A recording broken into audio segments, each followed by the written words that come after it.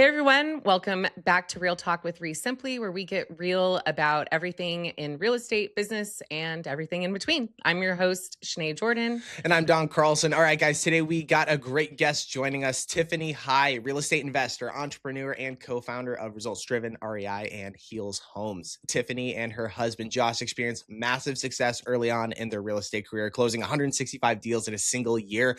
But as many investors find out, that kind of growth comes with a price, which we will get into later in the show. Yeah, and today they run a multi-million-dollar virtual real estate operation, closing more than 20 deals per month, and they help investors across the country build predictable deal flow and scalable acquisitions teams. Tiffany, welcome to the show. Thanks for having me. I'm excited. Yeah, so we're going to jump right into it. We like to kind of get to know our guests, right off the bat.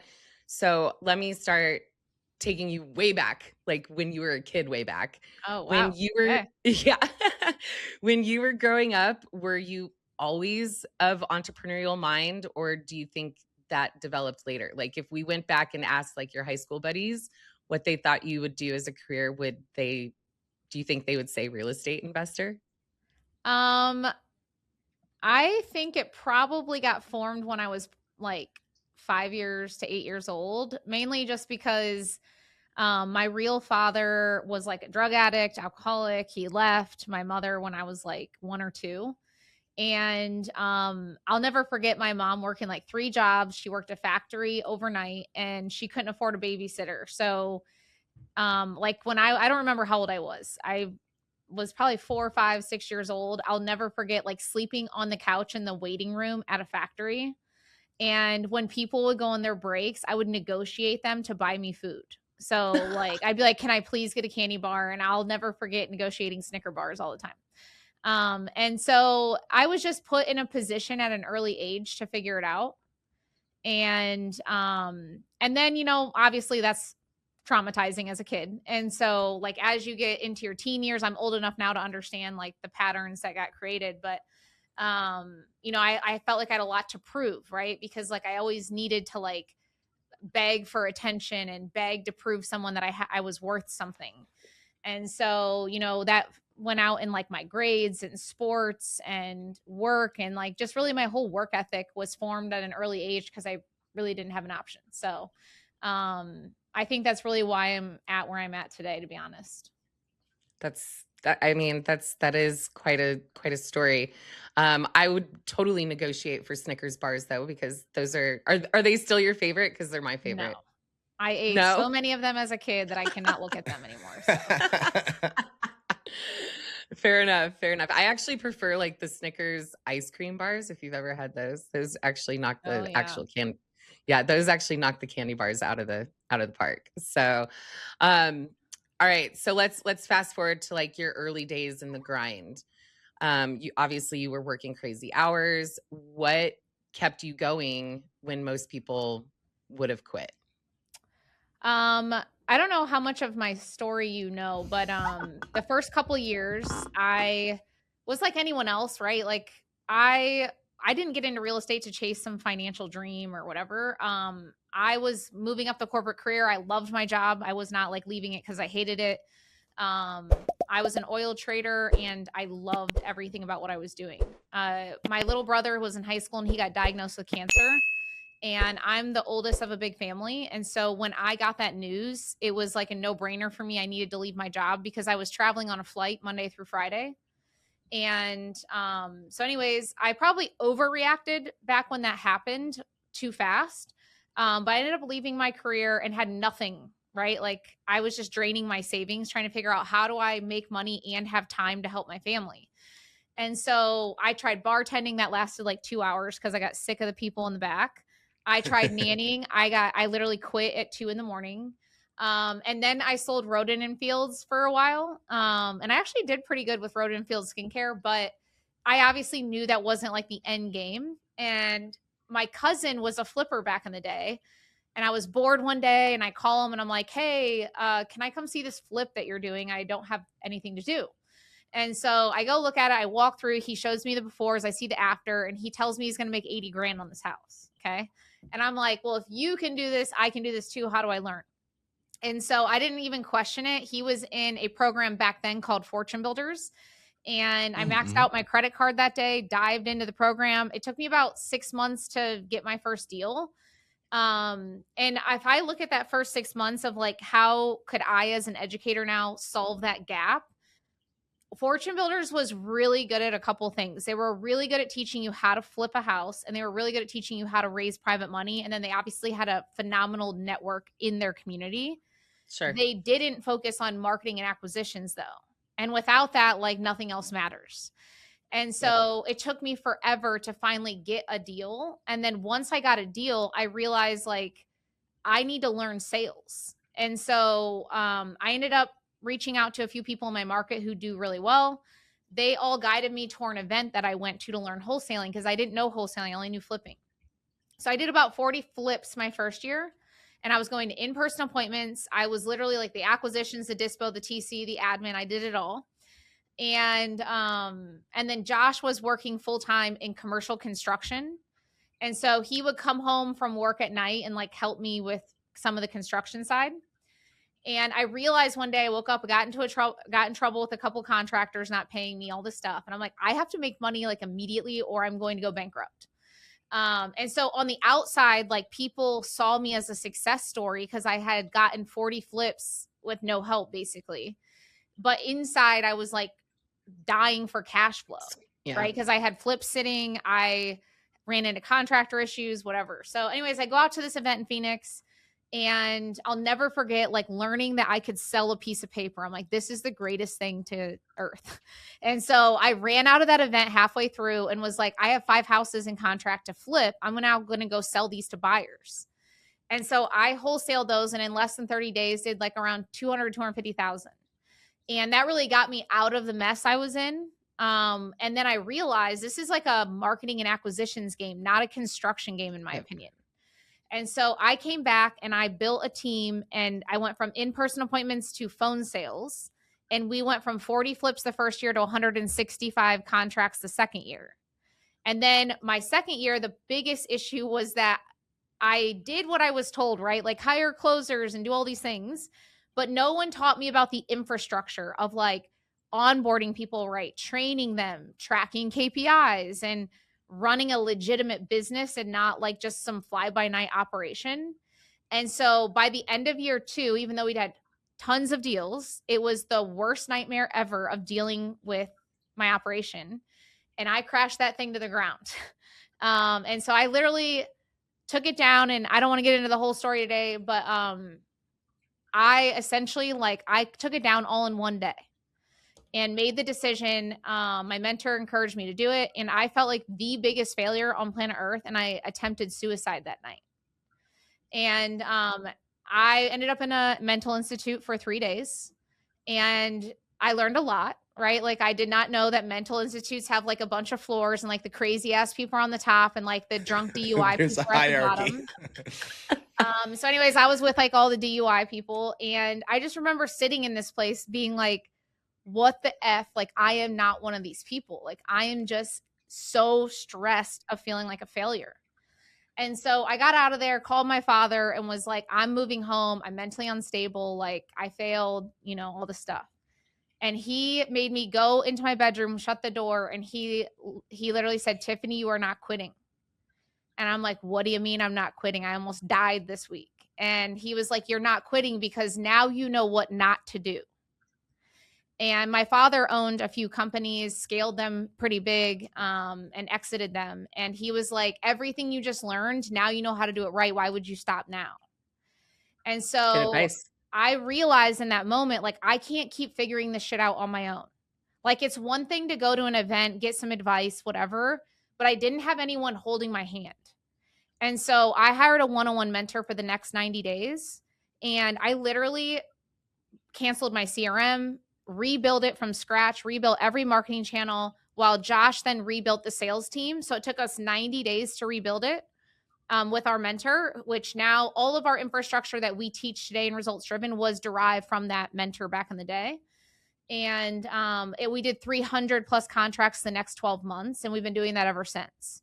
And all of that pain for the first 2 years was lack of education, lack of knowledge. And the reality is like, there's a big difference between programs that teach us how to do real estate and then how to build a business that does real estate. They're two totally different things.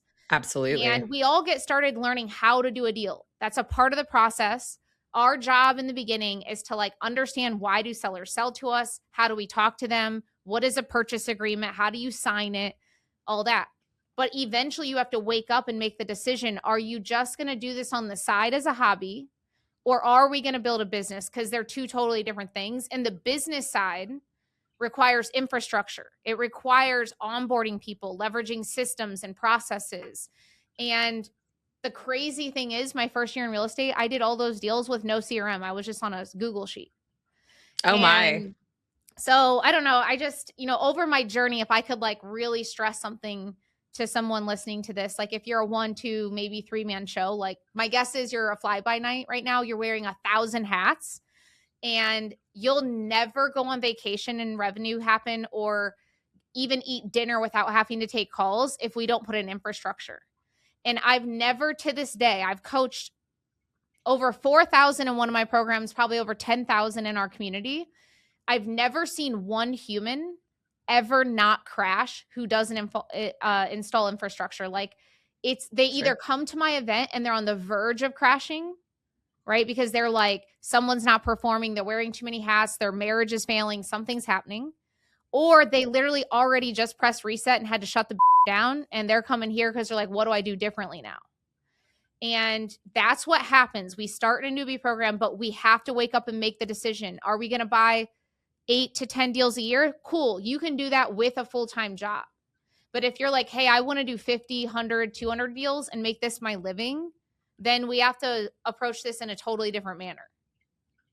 Yeah, absolutely. I think you bring up something really important, which is it a hobby or is it a business? Mm-hmm. And like for me, when I talk to people that are newbies, they're always like, why do I even need a CRM? I'm like, well, don't you, is this a hobby? Is this a hobby or a business? Do you want to start it out right? Or do you want to end up, like you said, end up at a point where you've scaled something, but it's totally fly by night, and then you have to press that reset button. Mm-hmm. So why not just get started on the right foot? Mm-hmm. It depends on the goal too. Like if someone just wants to do 1 to 5 deals a month, like you could squeak by on the Google. I mean, you did 165 deals on Google Sheets, but like just doing a couple a month.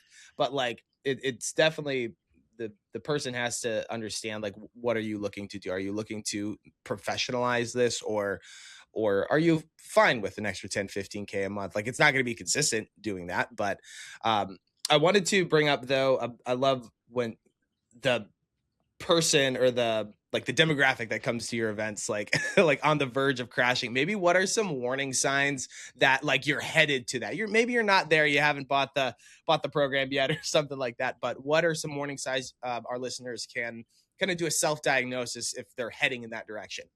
Okay. Yeah, there's quite a few, depending on like if you have a team or your one-man show. But a lot of times, like if I woke up today and I'm someone listening to this and I'm like, I don't know my numbers. So I don't know how many dials I made yesterday, how many contacts I made, how many qualifications I did, how many offers, what was my cost per lead, my cost per contract, my average profit per deal, what's my success rate? Like all these things are the basic level KPIs. Those aren't even advanced KPIs. And if you don't know those, it is a matter of time before like you wake up and you've burnt your money on fire, because you're going to realize like you can't make decisions without these KPIs. So for example, I'll give you an example on someone who has a closer. This recently happened. So this person, I'll give you my own story. So we had a closer who was crushing, and then for like 2 weeks just tanked. And what a lot of our students will say is, oh, this person sucks. Like, should I fire them? And the market sucks. I need more leads. I got to change my marketing channel. This is their language. When I'm like, okay, but what did the data say happened in her calls? And a lot of times people can't answer that.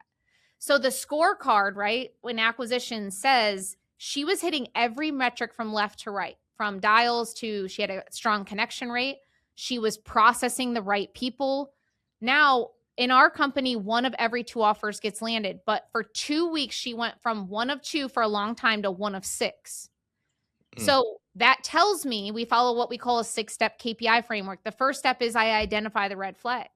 The red flag is she went from 1 of 2 to 1 of 6. So no, the leads don't suck. The market doesn't suck. The world doesn't suck. Something's happening in the offer call. The data says the offer call is a problem. So we go pull step 2, we audit the CRM. So we go pull all the calls where she didn't get accepted within this time period that she made an offer on. Step 3, we do a call review. During the call review, we then diagnose the problem. And to dumb this down, I always explain this. I'm a basketball player. So I always say, hey, let's imagine that Michael Jordan is in game 3 of the playoffs, okay? And they lose by 2 points. But he normally shoots an average free throw rate of 90%. But in that game, he shot a 70%. When that game is over, this is what the coach is not going to do. He is not going to go throw in another fancy defense, another fancy play, put in a different player, all this other.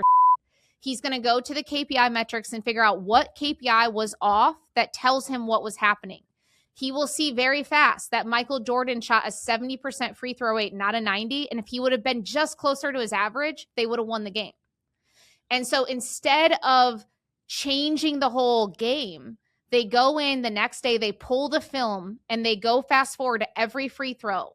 And they figure out, did his elbow go out? Did his feet misalign? What the hell happened? They diagnose that problem. Then they create a coaching plan, which is the next step. And they say, okay, your elbow was out. So we're going to tape the elbow, and you're going to shoot 500 free throws a day until the next game. And we're going to have 3 coaches standing there coaching you to make sure the next game you're at 90%. So they didn't change the defense, they didn't change whatever. So it's no different. We pulled her calls. They said that the ones that didn't get accepted, they were all the exact same objection. We found out. So we said, okay, she fell off the process on this one objection. So we had to create a training plan with her individually. We gave her a deadline to perform, and we coached up every day. We had to create a whole plan. Now, most people don't do that. They don't even know the real problem. So they blame all these external factors.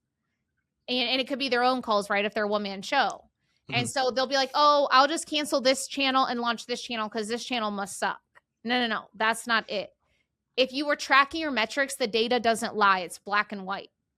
And it's that simple. And it's like when we first get started, we're so overwhelmed with being every hat that we tell ourselves, oh, we don't have time to track these. We don't have whatever. Okay, then get a CRM that does it for you. Like when you click the button, it tracks the KPI, right? Yeah. Which is why we've worked with you guys at REsimpli, because it tracks our metrics. And so it's just when I open up a 2-day workshop, I ask the crowd, like, what are you looking to get out of this? What problems are you having? And they'll blame the marketing. They'll say this, but I'll start asking deeper questions. And I'll realize they don't actually know what's happening in their own business. And then if, say, someone's not performing, I'll be like, okay, walk me through how'd you onboard them? Oh, you didn't really, okay. How often do you train them? Once a week. Okay. Did Michael Jordan train daily or once a week? Okay. Because I'm assuming you're at the workshop because you want to attract a Michael Jordan on your team. Michael Jordan ain't going to come work for a coach that doesn't train him every day. Right? Oh, you're a one-man show and you don't listen to your own film. How do you know what's happening? Like these are basic fundamentals of the game. And if we can't get the fundamentals down, then we'll never run a legitimate business. So it's just a matter of time before you crash.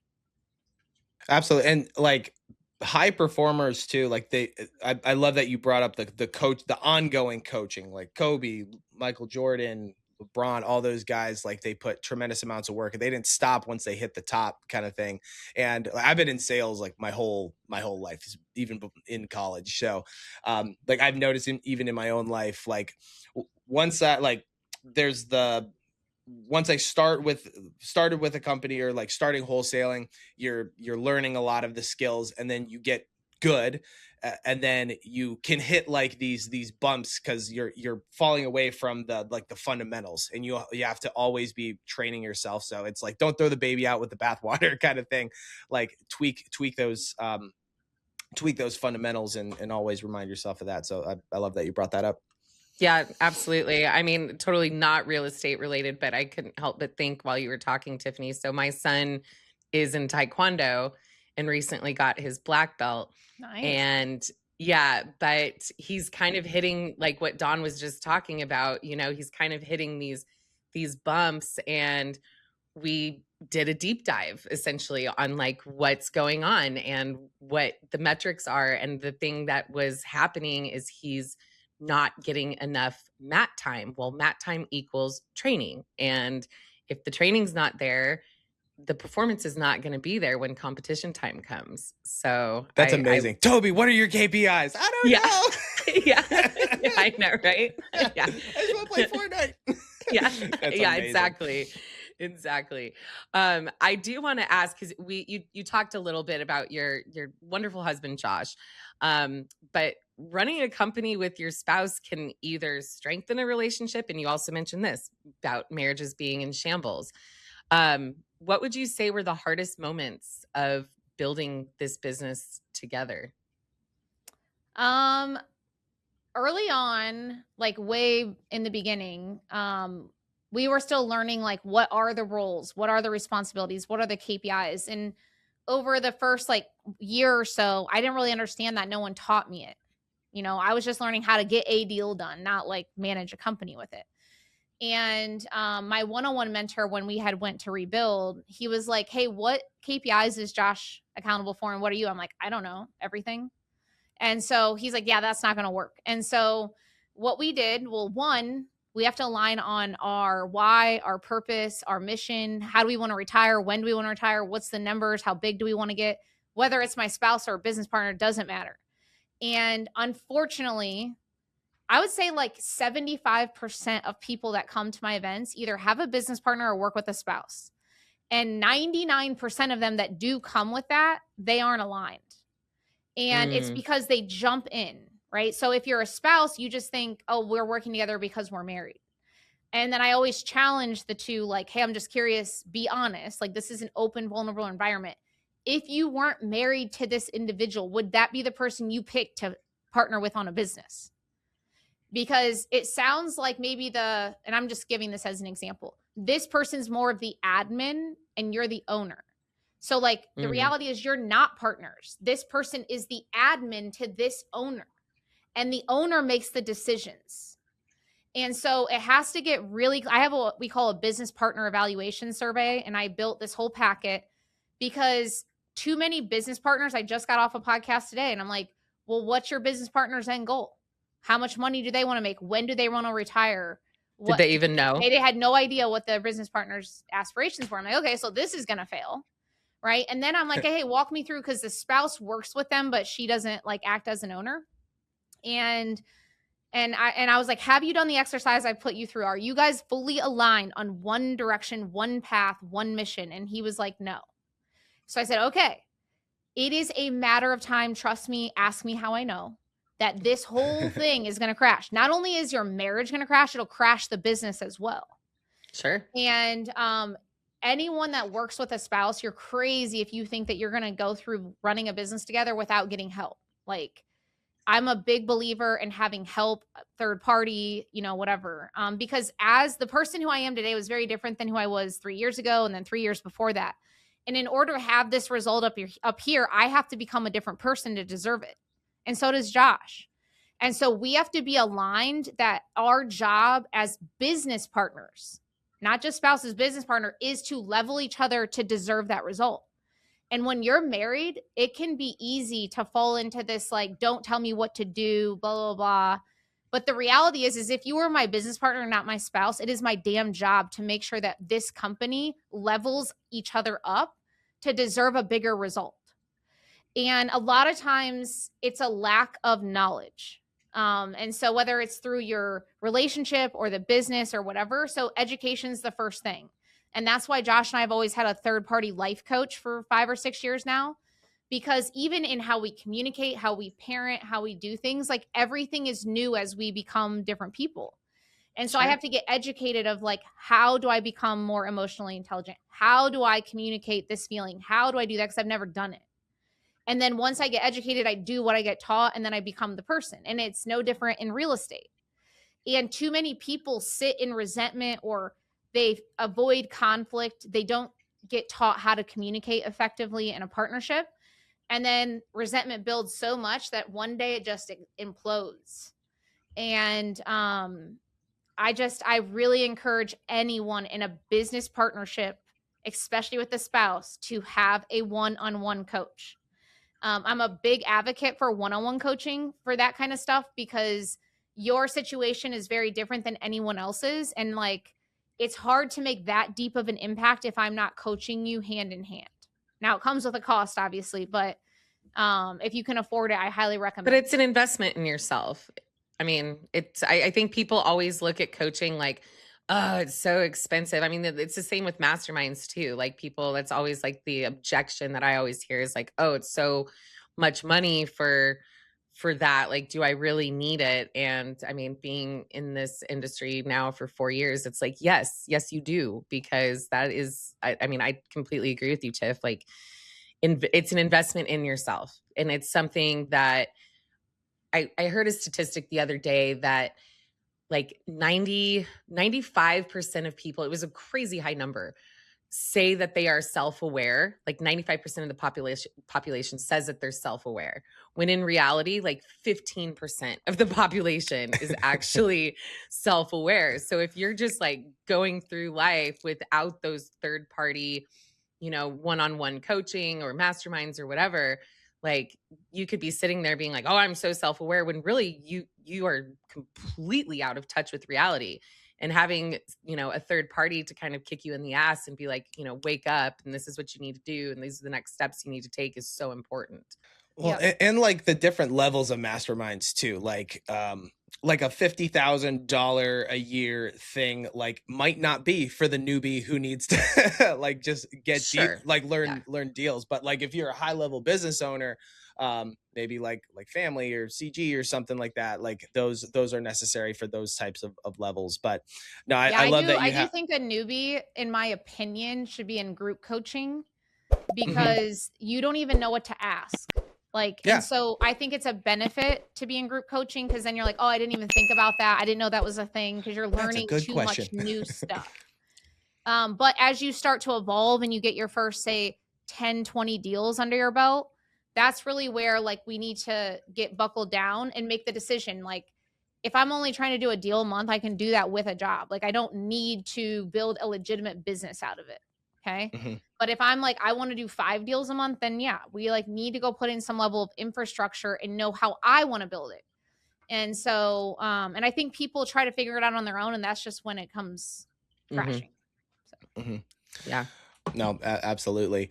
Um, talking with your students and being like, I have some friends that have gone through your program too. I love your guys's your your process. Like I've heard a lot about the process, like discovery call that you guys do. I would love for you to break that down, because I think pre-qualifying leads are such an important, like that intake call, that's where the first impressions are made. That's a huge hinge point in the process. I'd love to hear what you guys coach on and what you talk about with that. My team's probably laughing behind the camera. I'm not the acquisition person, is Josh is, so, and he's not in here.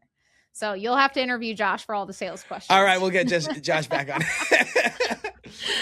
We'll go on YouTube. But anyway, they have a process called, guys, and it's great. Stay tuned. You just got to keep listening to the podcast. Yeah.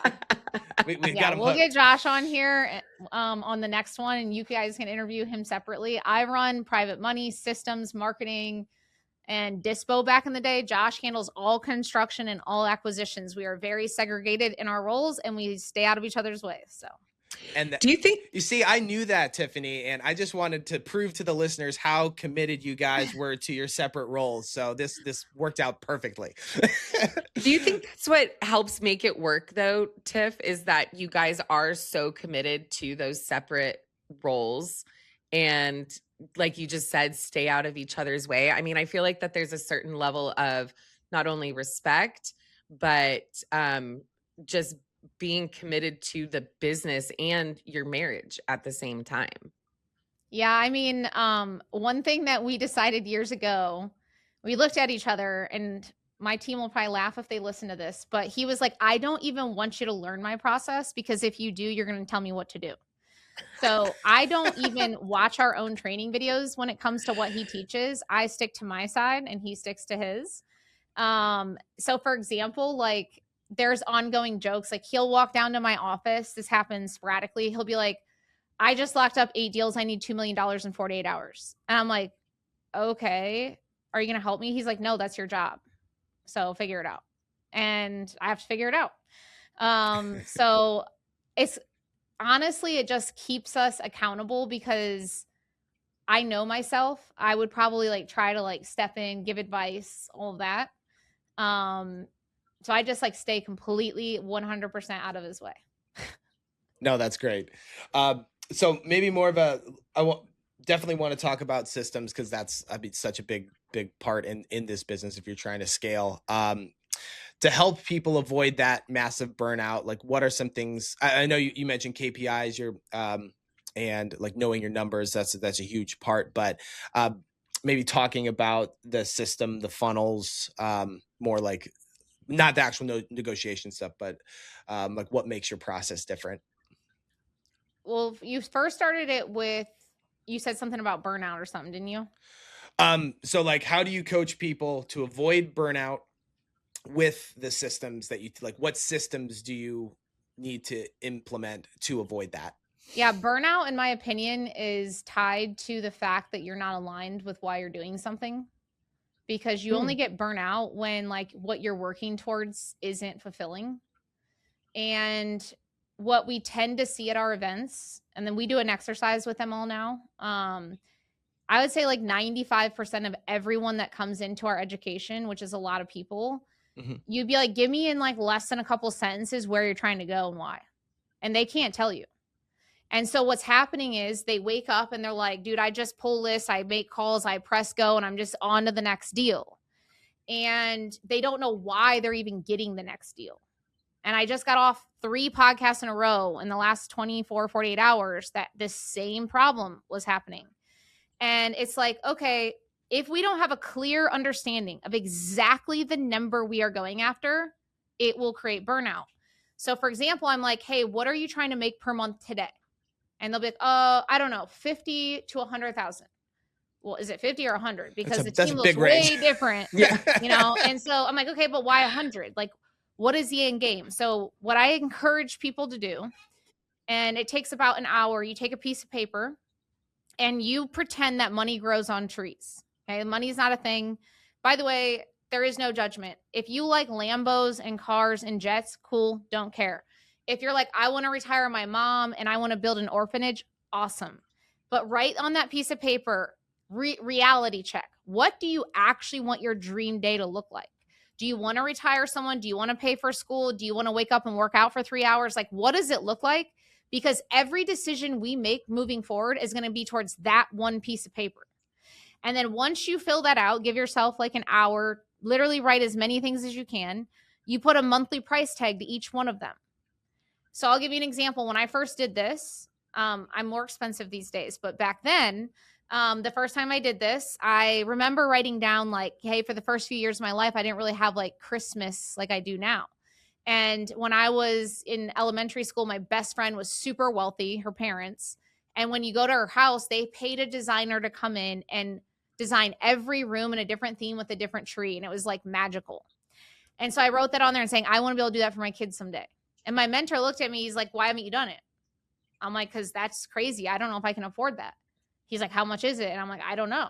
He goes, okay, so you don't think you can afford it. You don't even know how much the damn thing costs. So I go through, I called my stager that stages my houses. And I'm like, hey, if I had you do this every year, what would you charge me? She's like, I don't know, maybe $3,000. I was like, okay, cool. So now I knew $3,000 for a year. So divide that by 12, whatever. So I had to put that in my budget. And once I got really clear, I'll never forget that day. I think my sum was like $42,219 or something like that. And every rental decision, every flip, every wholesale, every business decision, every dollar I saved was that someday I would save enough principal money that the interest equaled the $42,219 a month without working.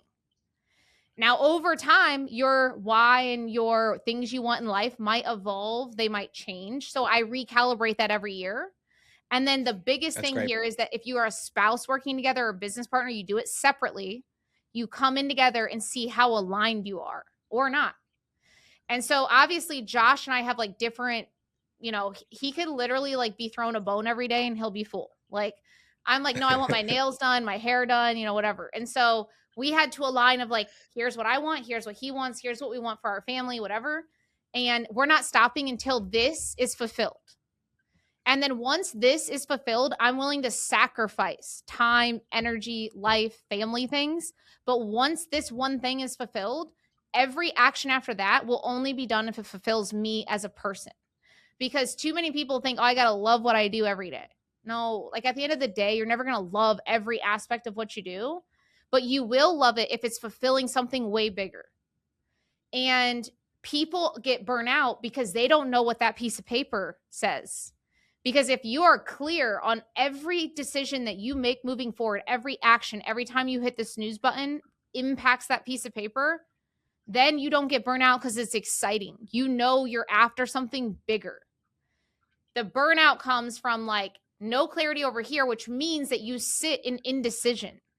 So like, you know that you might need this system, or you likely need this, or you got to do this, but you just don't do it because it might cost money. And you're like, oh, I'll try to figure it out, this, that, this. And then like a year later, you wake up and you wonder why someone who started at the same time as you is 10 times further than you. It's because they have clarity. They know what they want and why they want it. And if we don't get clear on that first, nothing else really matters. Yeah, no, that's great advice. I've done some similar like dream life type activities. Yeah, honestly, that's so it's great. Like call or now you can chat GPT everything, but like look up the price, the monthly lease of their purchasing a Lambo. What's the vineyard in wine country? How much is that? Like just go big to like see how much you actually need too, because it might not be that much. You could be pretty content with like 20 grand a month. But, yeah. So we have a lot of people that'll come in, and after they do the exercise, I'm like, well, you know, who has the biggest number, who has the smallest number, whatever. And you get people that are like 4 million a month. And I'm like, oh my God, you're going to realize that you're not happy with the 4 million a month. But then there's people that like, I need 10,000 a month. I'm like, then bro, what are we doing? Like, Right. that's one deal a month. Like, why are we overcomplicating this? Why are we stressed? Because it's all up here. It's all up in the head. Mhm. And so Such a once mental they game. really, and again, it'll evolve, but we have to have a mission to go after, or like, doesn't matter what we're doing, we're going to be burnt out. Even if we're making a ton of money, we'll be burnt out. Absolutely. So like taking someone who has like that clear vision, they want to get into real estate and start wholesaling. I mean, just doing demos and like talking with a lot of newer users who want to check out REsimpli, but I see a lot of newer wholesalers wanting to come in and not they are saying something different, like they want to have people, they want to hire people and do that, but really what they're saying is don't want to do like any of the groundwork talking to sellers. Like I just want to hire out everything right off the bat. Is that a good idea? Or like maybe what advice would you give to those new people who like, should they put in the work, or what does that look like building that ground base? I would say 1% of people come into this industry with enough money to build from the top to the bottom. Most people have to build from the bottom to the top. And so this is what I normally see. Someone will hire a closer because of what you just said. Then they don't work out, and then they blame the closer and blah, blah, blah. And it's like, let's go back to corporate life. What happens when I get a job? I get onboarded. I watch videos, quizzes, assessments. I get trained every day. My manager manages me by numbers, not feelings. They have daily huddles. We have meeting rhythms. We have performance reviews every week. We have call reviews, all these things. And if you don't know how to do that yourself, how the hell do you think you're going to do it on someone else? Right. And so I'm a big believer, unless you are the 1% that literally comes in with millions of dollars and you're like, I'm going to hire the CEO, then the COO, and all these things first. That's a different story. But I can't onboard you properly if I've never even gone through it. And so a lot of people come into our program and they came from a newbie program where like, that's not really what they get taught.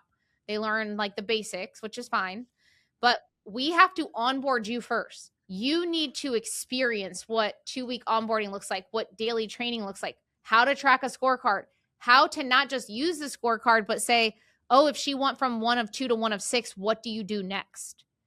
And if you don't have that skill set yet, then you're not ready to hire them.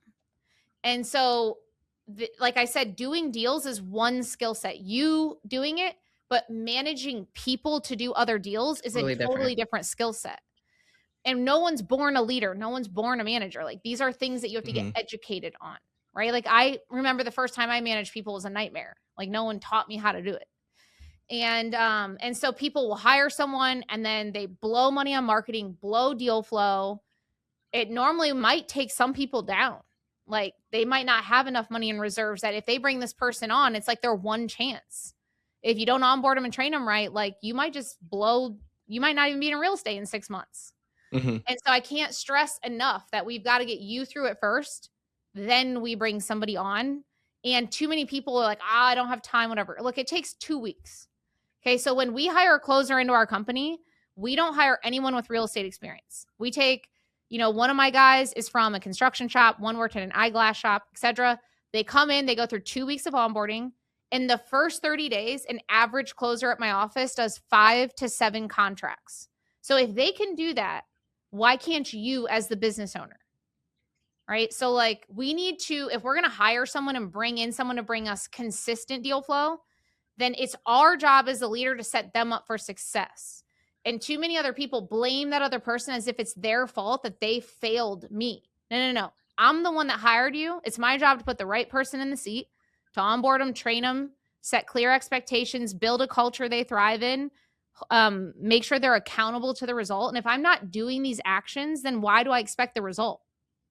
I've heard you say this before, Tiff. Actually, I've heard you say this several times in various different places, and I think that that's for anybody who's listening to this, that it's a real self-reflection must have, is to look at if you are in a place of leadership in a company, in a real estate, it doesn't even matter if it's real estate or not, but if you're in a place of leadership in a company and the results aren't there, perhaps you should take a look at yourself first and what your processes, systems, and all of that are when it comes to hiring other people, because it's always super easy to blame the hire when in all actuality it does start with leadership and trickle down.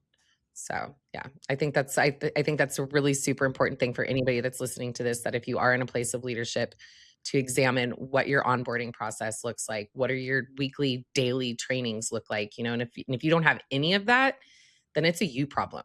It's most certainly not your hire's problem. So I yeah. can tell you how to know typically. So when someone comes to an event, if they're like, I have someone, so I always tell people if a closer's doing less than 5 deals a month, there's a problem. So they're like, well, my closer's doing less than 5 deals. Okay, how long have they been with you? If they've been with them for like less than 4 months and they aren't getting 5 deals a month now, this is 100% a leadership problem.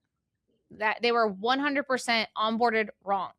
And so we use a system called Gapology, and it's a 9-box system. So if like there's someone not performing or whatever, we follow these check marks. So first is, do they even know how to do the job? Which is my job as a leader to make sure that they do. So the 3 boxes under there are, did I onboard them right? Which if they haven't performed since they started, I probably didn't. Did I recruit the right person? Like it's my job to put them in the right seat. And do I train them daily? If I can't answer those properly, then it's a me problem, not a them problem. Now, let's say that you tell me, like, I'll give you an example. One of my closers has been with me for 5 years. Obviously, he's performed or he wouldn't be here, but he had an off month. So it's not a knowledge gap because we've onboarded him, trained him, whatever. The next gap is it important to them or not? So it's my job as a leader to set their priorities. It's my job to communicate clearly and set clear expectations. Now, let's say that there is clarity on the importance. Then it moves into an action gap. Did I create a culture they thrive in, or do they hate coming to work? Did I gain their commitment to whatever the roles, responsibilities are? And am I holding them accountable? And if I'm not meeting with them weekly, doing call reviews and having daily huddles and all that, then no, it's a you problem, not a them problem. And not like 90% of the time, it's a leadership problem when I talk to people, not an employee problem. And so I really encourage people to take on that system because it helps avoid conflict. Like people avoid tough conversations when the 9-box system will tell you, is it you or me? And then, okay, cool, it's you, let's fix it. It's me, let's fix it. Yeah, I think the thing that I just listening to you talk about that 9-box system that I think is unique is all the questions started with the self. They all started with, did I do this? Did I do this? Did I do this? Because again, you're in leadership. You're running this show. So your employees are the, I guess, performers in the show, but you're the director. So it all starts with the director. And if the director is not doing their job, how do you expect the performers to act? Yeah. Yep. No, that's great. Kind of pivoting to maybe marketing a little bit to, I mean, 2026 already a crazy year, but what strategies would you say are what strategies are working? Maybe the tried and true methods like mail or pay-per-click or something like that, or how are you helping your students like pivot in this this new market, new year? Yeah. I think it just depends on someone's budget. I run every marketing channel for the most part. So I'm very diversified. I think I run like 9 or 10. Now, a lot of folks have been impacted by the market, right? It's like, it's not a secret. And so if you have under $3,000 to $5,000 in a budget a month, this is just my personal opinion. I think that you should be buying the best data and doing the calling yourself and leveraging free marketing channels, and potentially doing direct mail only to courthouse data. I personally would not go dive into PPC, TV, radio, any of that with a budget under $5,000 a month. I just think it sets you up for failure. And it, at the end of the day, like if that's the budget you have, you have no choice. You have to put in the time and effort. But when you have the budget and you eventually have the money from that to invest back into the company, then we can do what we call an inbound ecosystem. And that's where, in my market, every seller sees me on TV, hears me on the radio, gets my mail on their front doorstep, and I chase them all over Meta ads. So like they're seeing me everywhere they turn. And that's on purpose, right? So like they are more likely going to call me, but that didn't happen overnight. And I didn't do that until, call it, the last 3 to 4 years. Like I couldn't afford that in the beginning. And then I feel like a lot of investors, both broke and have money, ignore free marketing channels. So, for example, we use a software called Property Machine, and we only use it for just MLS stacking. And so like, let's say you're an agent and, you use the MLS to run comps, whatever. This will allow me to pull all active listings and stack it against like absentee owner and tax delinquent, or they must have high equity and cool, be vacant, whatever. So like now I can be more narrowed on making offers on the MLS to actual distressed sellers. So like it's things like that people don't systemize, and then they forget about the fact that there are free deals out there. And so I actually just looked at our queue this morning, and I think we have about 900 and something thousand in projections, and 300,000 of those are from free channels. Yeah, that's you either have money or you have time and putting in the sweat equity for stuff like that. But I love that you said pinpoint the data, niche down. It's no longer the days where you just pull like an absentee with equity list and just throw it on a dialer. Like that's going to be a huge time waster.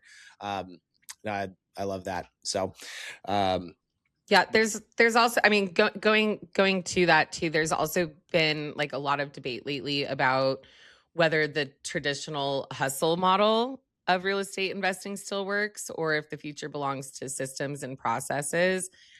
I think I already know the answer to this, but I'm going to ask you anyway, Tiffany, where do you land on that?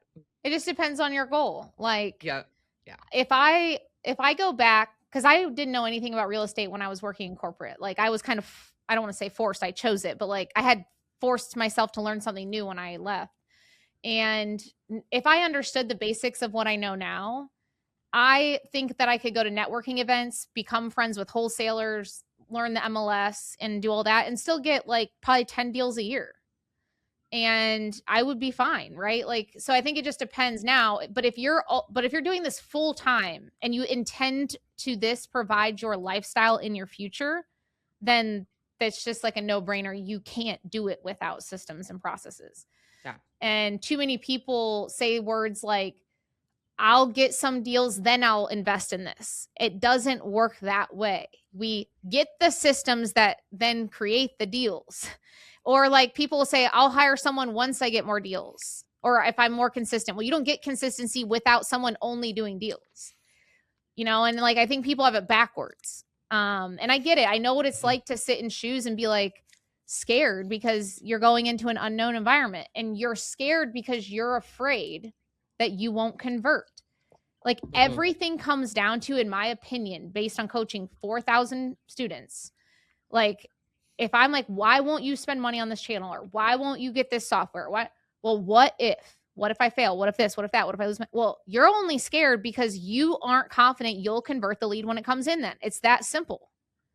So we have to close the knowledge gap, and you have to turn yourself into an assassin killer on the phone, because once you're confident in your ability to close, you won't be scared to invest money. And so I think this number one thing holds people back. That's why it's like, yeah, we need to learn how to flip and do all these other things and add, whatever to our business. But the first step is we get a CRM, we get a phone, we get data, and we become really good at acquisitions. Then we start tacking on more and more after that. Yeah, absolutely. All right, we're gonna wrap up with a couple. I kind of filled you in on these out of the box questions. So we kind of talked about this earlier about like how you and Josh did build this business together, and people love this idea of building a company with their spouse. But I want you to tell me, like, between 1 to 3 things that you think people don't really talk about enough, and something apart from being aligned. Like, give me some random, if you can think of like any funny stories or whatnot that you've gone through with Josh with this, that is not like your typical, just you have to be aligned and you have to do this. Like, what are some just random stuff? I'll go back to the beginning, because I think a lot of people go through this where like one spouse keeps a job for income, and then one's doing it full time, and then the one with the job will like help after hours or whatever. And then I did that for a year with Josh, and I'll never forget. He came home, went to like Home Depot, and was working at one of our flips till 2 a.m. And we were engaged at the time. And he came home. I literally whipped my ring at him and was like, we are not getting married. Like, I am done with this. We don't even have a relationship anymore. Like, I never see you and all this stuff. And then I, like a little baby, drove 2 hours to my dad and was like, I am not getting married, whatever. And my father was my basketball coach. He gets out this clipboard, from back in the day. And he's like, all right, let's draw some X's and O's here. And he was like, so walk me through, like, why has Josh not left his job? And I'm like, because we need health insurance. He's like, how many deals are you closing this month? And I said, I think back then it was like 5 or something. And he was like, oh, okay. So like, how much is health insurance? And I'm like, I don't know. He goes, well, did you ever get it quoted? I said, no. So I got it quoted. It was like $500 back in the day. And he's like, okay, so you're not letting him quit his job to go full time with you over $500, but you're closing $100,000 this month. That doesn't make logical sense. And so for the spouses where like one's like, because you're operating in fear, that's keeping a job, I would just really think about that, because a lot of times the excuse is like the health insurance part. I would say the other thing is, I'm the guilty one of this on our end, but Josh is a people pleaser. So he's always like, yeah, he always just says, yes, I'll do it. Yes, I'll do it. Yes, I'll do it. Okay. And then like, I'll explode, because I'll be like, what do you, like, you told me you were going to do these 10 things and you didn't do them. He's like, I physically can't do those 10 things in these 24 hours. Right. So this is probably 2 or 3 years ago. My life coach was like, hey, told Josh for like a month, every time that you fulfill on a commitment that she asked you for, text her and remind her, hey, I just did XYZ that you asked me. And then by the end of the month, I was like, damn, you're like texting me all day. Now I get it. And I was like the one that's like, I need to stop putting so much on your shoulders. And so that one was a big one, because like sometimes spouses like overcommit and then they don't deliver, and then it breaks trust and whatever. I hear that a lot. And another one is honestly, like, we've gone through phases, we still do sometimes because we have kids, where it's like you forget that you're married and need to have fun. Yeah. Yep. And Josh and I, over the last year more than ever, have been really intentional about like going away. That's why we bought a cottage, and we're like, when we're there, we feel disconnected. And so we go listen to live music, we go to concerts, we do these things. And like for 5 years building the business, we sacrificed all that. And then it was like, oh shit, we got to date again. Like we need to, like, you need to open my door and we need to go buy, whatever. And it's like, and so we've been really intentional with that this year. And I wish if I could go back, I would have done more of that through the journey. And in my head, I thought I had to sacrifice everything because I wanted to save every penny. But the reality is like you can still have fun without spending a ton of money. And I wish I would have done that more. So I think that's really an interesting perspective, because I was gonna ask one small follow-up question on, like, since you did go through the grind for so many years and not do any of those things, like if you could go back and do it different, would you? And I think it's important for people who are listening this to realize, like you just said, you can go do these things without investing a lot of money. Always date your spouse, guys. It's important. Yeah, I will. Yeah. I will say my first few years we didn't date in our marriage because of that. And you can like go hiking, like go find a local park, things like that. You don't. It could be 20 minutes. I just like we sacrificed everything, and I do wish we would have spent more time dating during that time period. No, That's good for sure. advice. He might have actually have hair then, like, because he went bald. Yeah, we're starting to date more, my wife and I. So it's getting close. It was getting close. You guys have a new baby too, so that's important. A 9-month-old. So we're grandpa or my wife's dad's. We'll drop him off for like a couple hours. Go just grab a bite or something. But we also had a rule. So we started out, I was a mortgage broker, my wife was an agent, and I mean, we would talk about work, like even in bed, like, hey, what about this escrow deal? Like, yeah, the pre-approval went through. So that, and we're like, we can't do this anymore. So like we had a rule, like 8:00 was our cutoff, no work talk. We have a similar rule now, like we usually go for like a walk after work, and we'll talk about work, like going away from the car, and then when we turn back, it's like, okay, no more work talk. What are we doing this weekend?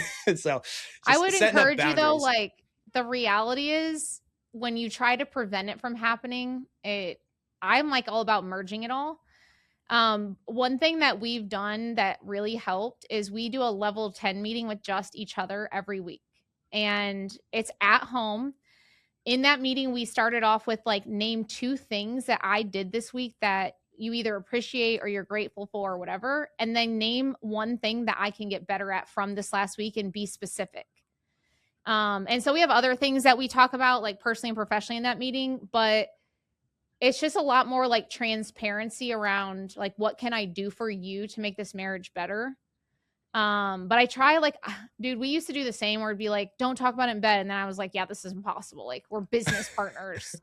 So I just gave up on that. And instead I just try to like enjoy it. I'm like, and just be grateful that we have passions in the same direction, because some people like don't have the same passion, or they don't like, maybe one doesn't know business and the other one does. And it's like, they can't even connect on it. And so I've just like changed my mindset on just being grateful that we even like talking about it. No, that's a great reframe. Yeah, it's that, and that level 10 meeting, like at least once a week, that's like the allocated time too, to like get the heavy stuff out, and then merge it through like your daily flow though. I like that. But cool. Well, Tiffany, this was a great conversation. I mean, scaling from 165 deals early on, hitting that the burnout point, like going over that, being vulnerable there, and rebuilding that business that now runs on systems, leadership, strong teams, and then going over just the mindset shifts that I really liked, that like dream life plan too, or like putting dollars to things, just so you have that crystal clear like direction that you're going. That's awesome. Awesome. Well, thanks for having me on. I always love seeing you guys at events.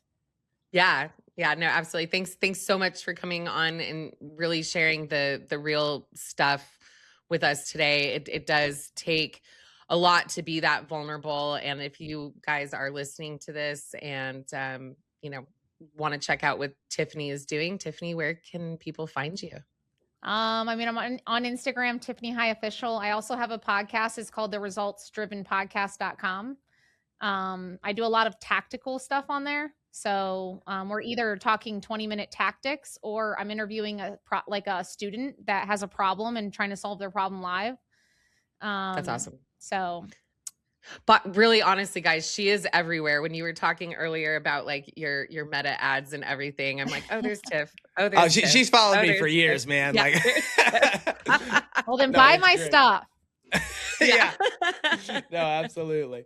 Perfect. And as always, guys, thank you so much for tuning into Real Talk with REsimpli. If you got value from this episode, share it with someone in your world who needs to hear it. Yeah. Until next time, guys, keep it real. Thanks.